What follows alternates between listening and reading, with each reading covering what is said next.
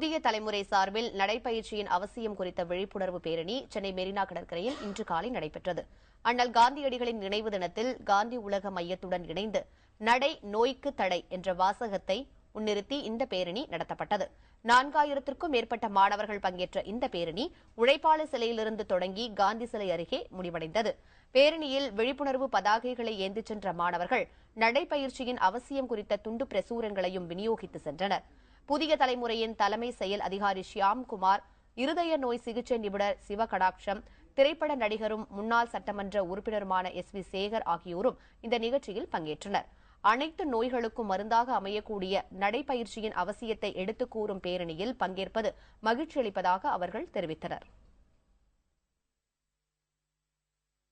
அடுத்த தலைமுறை நன்றாக இருக்க வேண்டும் என்றால் மகாத்மா காந்தியினுடைய பல அகிம்சா கொள்கைகள் மக்களிடம் கொண்டு சேர்க்கப்பட வேண்டும். இந்த காந்தி வேர்ல்டு ஃபவுண்டேஷன் ரொம்ப சிறப்பாக செய்யறாங்க. இந்த வருஷம் போன வருஷம் 1000 குழந்தைகள் கலந்துக்கிட்டாங்க. இந்த வருஷம் 4000 குழந்தைகள் கலந்து கொண்டதற்கு ஒரு முக்கிய காரணம் புதிய தலைமுறை இந்த நிகழ்ச்சியை ஸ்பான்சர் பண்ணி இதை ப்ரமோட் பண்ணின ஒரே காரணம் தான் இத்தனை குழந்தைங்க வந்திருக்காங்க.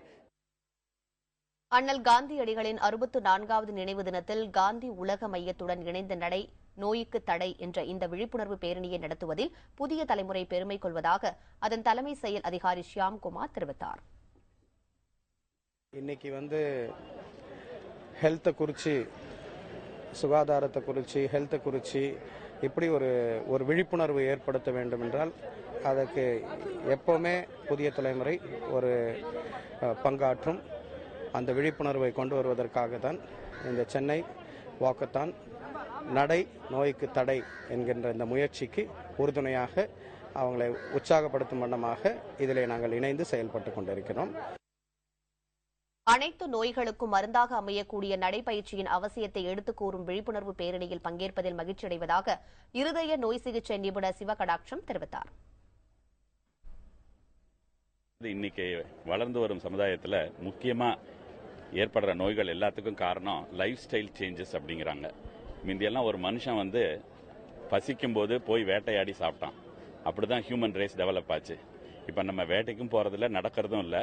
ஆனா ஒரு வேளை சாப்பிட்றதுக்கு பதிலாக பசி இல்லாத போது 3-4 வேளை சாப்பிட்றதுனால தான் இன்னைக்கு ரத்த கொதிப்பு, சர்க்கரை நோய், அதனால வரக்கூடிய இருதய நோய் எல்லாமே ரொம்ப இருக்கு. ஸோ இந்த வாக்கிங்கை வலியுறுத்துறதுக்காக தான் தேசத்தந்தையை நினைவு கூர்ந்து இதை பண்றோம்.